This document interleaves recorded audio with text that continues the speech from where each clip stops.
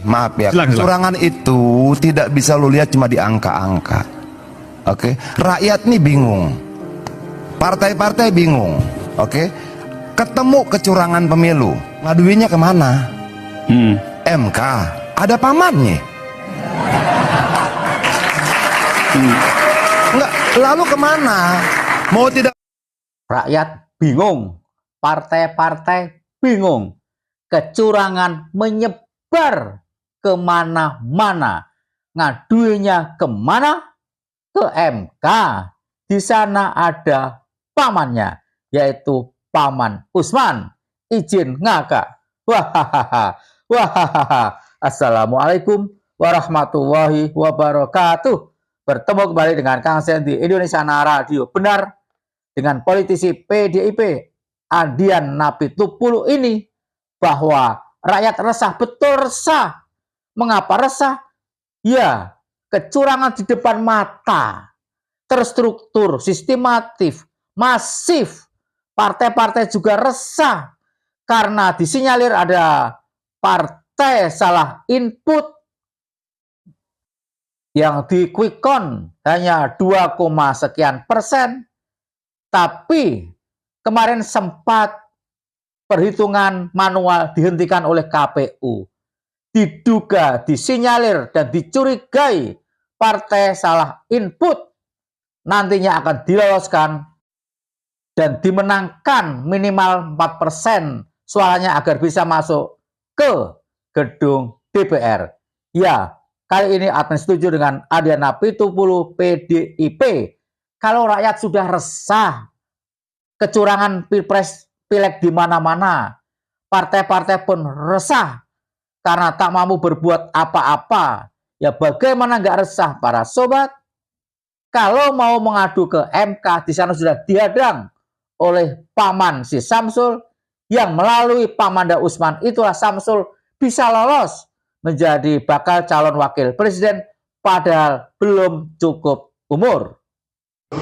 Sirekap penghitungan manual jalan dong. Untuk kepentingan siapa penghitungan manual itu dihentikan? Apa hubungannya dengan tidak sinkronnya antara data sirekap dan penghitungan manual? Nggak ada hubungannya. Benar apa yang dikatakan oleh politisi PDIP ini, mengapa KPU menghentikan perhitungan manual berjenjang dengan alasan katanya mau memperbaiki sirekap yang amburadul, yang angka-angkanya ngaco, tapi ngaconya itu selalu menguntungkan 02. Benar, nggak ada hubungannya servis atau memperbaiki sirekap dengan menghentikan perhitungan manual secara bertahap itu. Ya, Liputan 6 melaporkan 19 Februari 2024, tim hukum Amin .2 penghentian perhitungan suara di kecamatan bentuk pidana pemilu. Nah, inilah masalahnya para sobat. Apakah KPU sengaja untuk melanggar aturan dengan menghentikan perhitungan suara di kecamatan, padahal itu bentuk dari pidana pemilu? Penghentian proses rekapitulasi perhitungan perolehan suara di tingkat kecamatan oleh KPU menjadi tanda tanya dan menimbulkan kecurigaan. Tim hukum nasional Anies Baswedan dan Muhaimin Iskandar mendesak KPU untuk menjelaskan hal tersebut. Aturan perundang-undangan mengatur bahwa perhitungan suara dilakukan secara manual berjenjang yang begitu panjang dan menjadi hasil resmi pemilu 2024.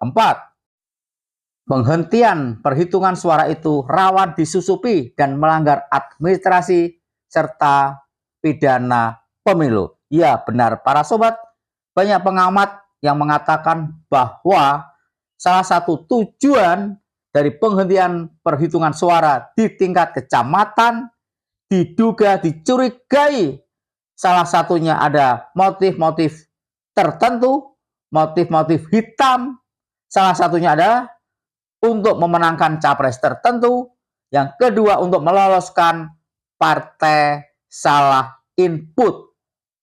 Kita sama-sama tahu bahwa partai salah input di quick count hanya mendapatkan 2,6%, kurang lebih sebesar itu, dan diduga ada oknum-oknum tertentu yang ditugaskan untuk menggelembungkan suara partai salah input agar lolos ke Senayan minimal 4% suara.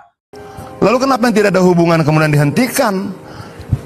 Artinya bahwa proses penghentian itu akan punya dampak loh terhadap angka-angka, terhadap proses kecurangan yang mungkin saja terjadi. Alasan KPU lagi-lagi tak masuk akal.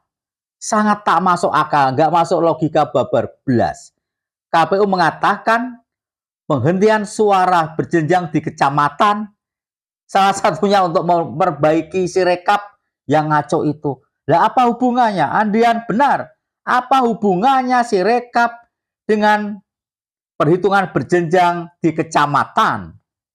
Sirekap itu adalah sumber datanya dari perhitungan berjenjang, termasuk dari TPS, kemudian dari kecamatan. Nah, itu baru diinputkan di sirekap. Jadi nggak ada hubungannya. Dan sirekap bukan yang menentukan menang tidaknya capres atau partai politik hasil perhitungan di pemilu atau di pileg dan di pilpres, tapi perhitungan berjenjang ini. Jadi sekali lagi, sungguh-sungguh masyarakat mencurigai ada apa? Kok perhitungan di kecamatan dihentikan? Dan kok nggak takut bahwa penghentian suara di kecamatan adalah bentuk pidana pemilu? Orang tahu bahwa ketika semakin lama proses penghitungan itu berjalan, semakin besar peluang kecurangannya. Oke, Bung Maman ada tanggapan soal itu? Ya, Kecurangan sebentar, Man, sorry, maaf ya. Silakan. Kecurangan itu tidak bisa lu lihat cuma di angka-angka. Oke, rakyat nih bingung, partai-partai bingung.